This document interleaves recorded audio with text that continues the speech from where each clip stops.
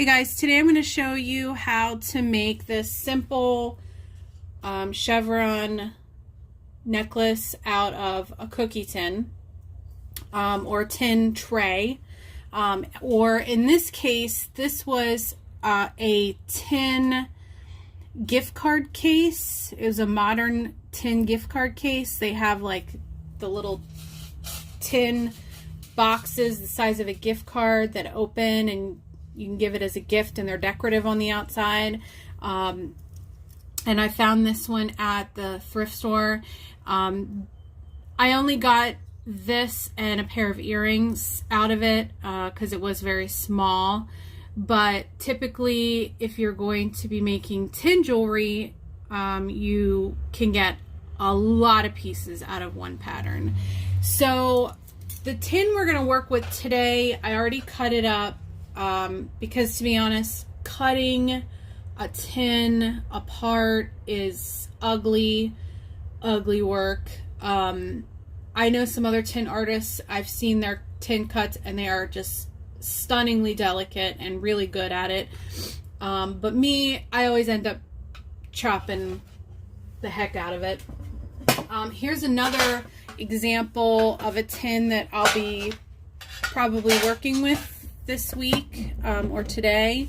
It's just this cute little vintage tin. You know, you would keep knickknacks, or you could put cookies in it or the like. Do I ever feel bad cutting these up? Because I know that's what's happening in your mind right now.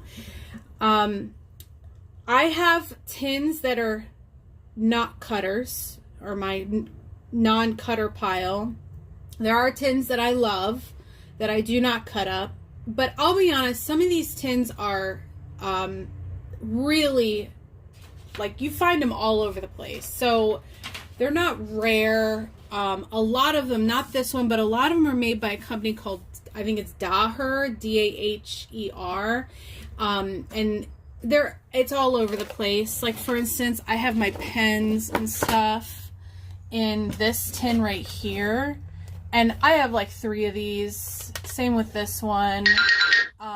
So a lot of them are very common, you know, they're easy to find. So I do not feel bad cutting them up. But like I said, if it's special, if I think it's just too stunning to cut, or if I think I'm not going to find another one like it, I will keep it and put it in my non-cutter pile. I've seen this one a few times, so it's on the chopping block. But today, we are going to work with this one. This was a tall, imagine it rolled up like this. This was a tall cylinder when I cut it. I think it might possibly be more of a Christmassy tin, but the way that I'm gonna do this, it's not gonna look like Christmas after I'm done.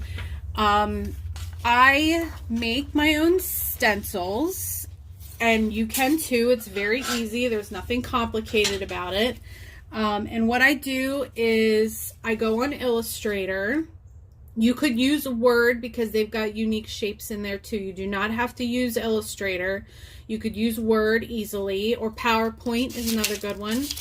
I create my shape that I want, and I have like 10 pages or so of shapes, if you can see those. Some basic ones, some little drop ones. Then I have some complicated shapes. I also have a printables business, so I use Illustrator regularly, so I'm proficient in making these types of shapes. But the nice thing is, like, if you come up with your own shape that no other tin artist is using, then, you know, you have something unique that you know, can use and nobody else is going to be using. So then what I do is I print them on, it's stencil paper is what this is, but it's not paper. It's like a plastic. And I print the shape just with a regular printer, normal printer. Then I take my X-Acto knife and I cut my shapes out. If you make a little incision, sometimes you can get a small pair of scissors in there and you can cut. But for the more elaborate shapes, it's more difficult. So the shape we're going to work with today is going to be this one. This is my favorite. I use this one all the time. I absolutely feel like it could be worn with any outfit. It's a necessity for, you know, my jewelry making. I just love it. So I'm going to place it on my tin, and sometimes I won't care where I place it. It'll just be random, so that the pattern is random. But today I think I'm going to try and center it on this shape here, so that it's symmetrical. Then I'm going to take a Sharpie and just do a little trace here.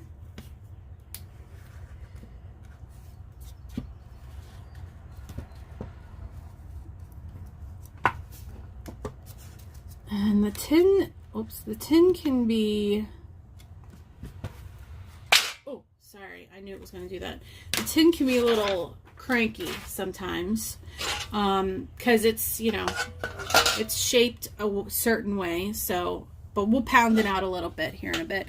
Then I use my tin snips. These are really extra fine tin snips, so that I can get into details. And then I have my extra heavy duty jobbies, and you can get these at the thrift store. No, not the thrift store. The hardware store, these red ones. I had to order these online. The hardware stores don't have these precise ones, but they have all kinds of these little ones. And then I cut it out, and I cut it on the outside of the Sharpie line, not the inside.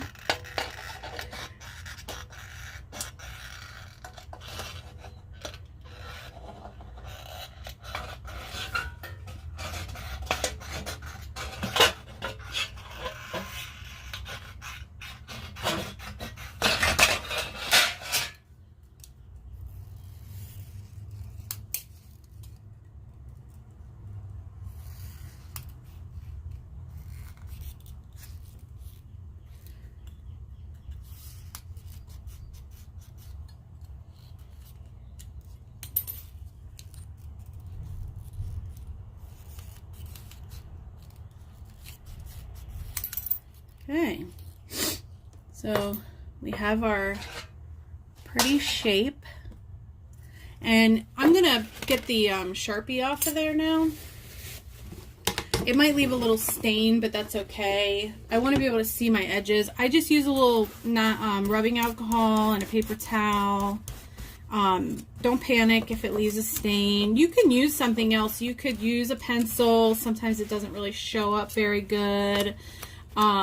You could use like a micro pen, which is also, you know, will wipe off with alcohol, but doesn't stain quite as much. I'm going to show you in a minute why it doesn't matter that it's stained.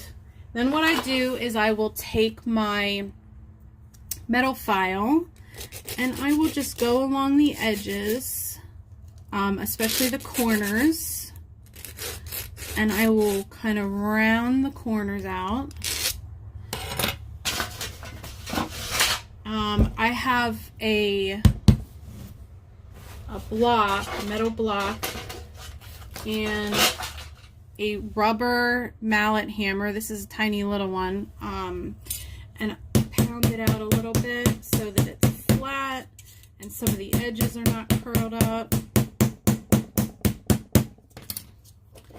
And then you're going to round your corners so that you don't hurt yourself when you're wearing it.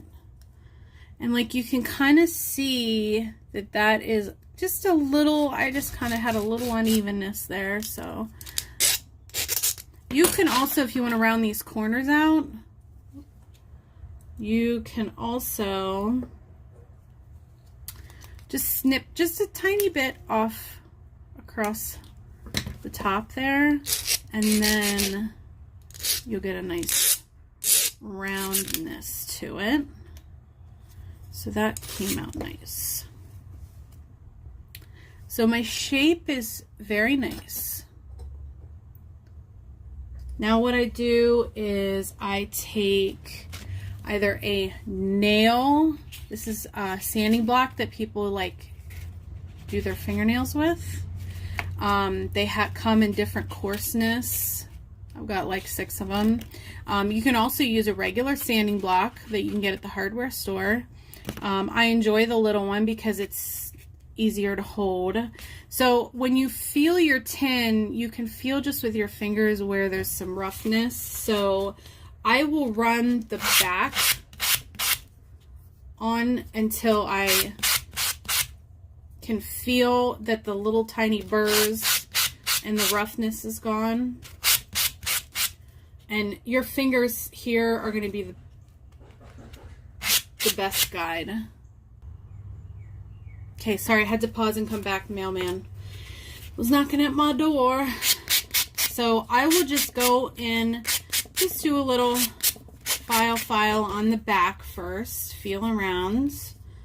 And like I said, your fingers are going to be the best way to tell if there's any snags, because you don't want this snagging your clothes or your customer's clothes. So you really got to make sure that's good. The other way you can check your edges is if you look at it from the back where it's plain, it's going to be easier to see if there are any spots that are uneven. So this one here has just a little hump there. Now it's gone, and then I'll do my little thing. All right, so my back is good, my shape is good. So now here's my favorite part. So I have this chemical that I get on Etsy. It's called Jax. I buy it in pewter black, and what it does is it darkens certain metals. So what I do is I will take my little bit of a coarser sanding block instead of the fine, and then I will add an angle, scuff the edges just a little bit. And when I say a little bit, see if I can get you to see it.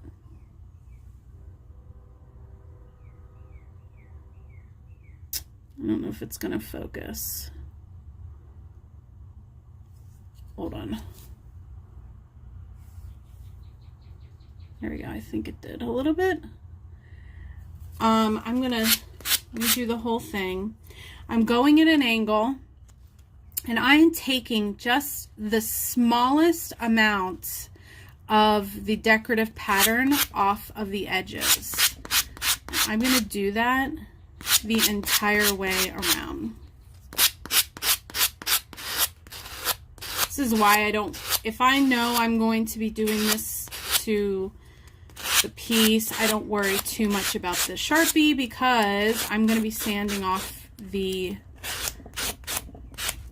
decorative part from the edges. So in order for this chemical to work its magic, you have to have raw aluminum showing.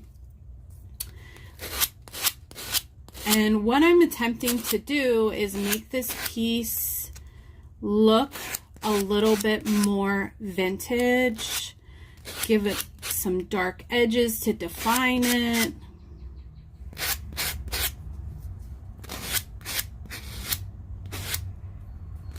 Okay.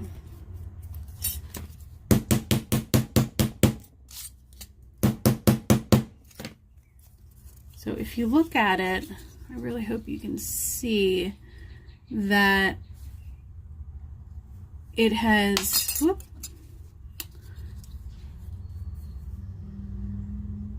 taken the aluminum off. Well, if you can't see it now, you're going to see it in a second because I'm going to dip it in my mixture. Here's a couple things you want to have handy. You want to have just a cup of water to rinse your piece off. A pair of tweezers. I will tell you, I love these tweezers. I got these in a pack at the dollar store with a bunch of other different types of tweezers, and you can see these are kind of, you like push. See how what it's doing there? I love these because they hold the piece. It doesn't slip out. I think it's fantastic. Do not do this on your other metal things because look, you can tell what it's done here to my tweezers. It's just slowly eating away, but they're from the dollar store, so I don't care. Okay, so I'm gonna put this in. You can leave it, the longer you leave it in, the darker it's going to be. So, but it darkens very quickly. I mean, instantaneously. So I'm just gonna leave it for just another second. And then look what happens when I take it out. It has darkened the edges. Let's dip it. Let's rinse it off. So I'll rinse it off. I'll get my paper towel. And I will just do a little pat down. And oh my goodness. Can you see? Please focus. Ooh, I want to focus. Let's get that out of the way. Look at that. Isn't that awesome? How it darkens the edges like that? Too close? Focus on let's focus on my hand here. So now, I love it. Now what I will do, to get you in the right place, you're a little crooked. Ooh, hold on. So now what I will do is I will put a hole in each corner. I have a lot of different hole punch tools. I'm not in love with a whole lot of them, I'll tell you. But this one works sometimes. I find it the easiest, but sometimes it does not work. So I will find, I got this at the craft store. It's bead landing. Put this in the corner, give it a squeeze. It pinches, puts a hole. And then I will do the next one.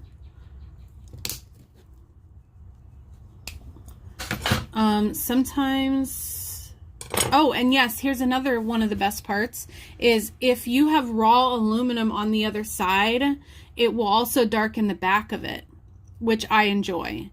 So I scuffed that up, so I'll probably give it another dip, just real quick, because I'm mussed it up. I'll just give it a quick dip, quick rinse. Yep, and it evens it out. It evens the color back out. So now it's like a dark black. And look, here's the original. It was silver. Some of your pieces, some of your aluminum is not going to be raw. So if you want this on the back, and I don't do this with all my pieces, but if you want your back of your aluminum to be black, you will have to sand it so it's raw. So you get all of the coating or the sealant off of there. This one, and I'll be honest, I don't know how you can tell except to dip it and see what it does, and then if it doesn't do anything, then you have to take a sander to it. I would never have known that this wouldn't have known this was raw. I would have thought that had a coating on it. But that's cool. I'm okay with it. So after I do the holes, what I'll do then is I will put it outside and I will show you guys what I've been working on today. So these are the pieces that I'm doing today. And I'm going to finish. I'm going to do some more in the white. But I will lay them out here. This is where I have to spray. I don't have any other space. And then I will spray seal this with just a Krylon, and they have a low odor, so I will use that for this. Then I will flip them all over and I will seal the back. Because this here is like, it's just rawness, and we don't want that on our skin. So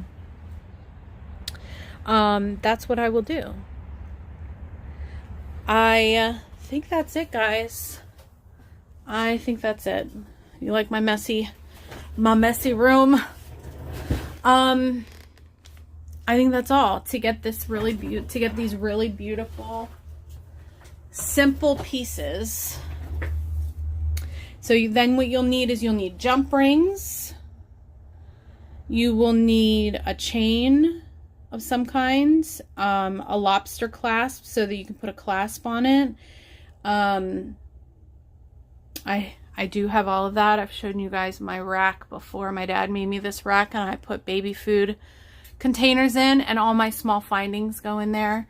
I do all repurposed jewelry, so that means that all of my findings, my chains, my jump rings, I would say 95% of all of those findings are repurposed. So I've used from other jewelry. I only buy new if I absolutely have to, if I'm totally out and I have to move on, you know, with finishing stuff. So that's it. That's how you make this cute little chevron tin jobby. You can also do these in earrings. If you make a smaller chevron, you could do it in earrings. And I mean, yeah, you could do this you could make a bracelet if you wanted, matching bracelet. So I'll keep working with this white tin today. I'll probably cut almost half of this up and make a bunch of pieces, and that'll be it. Have a great day, guys. Bye.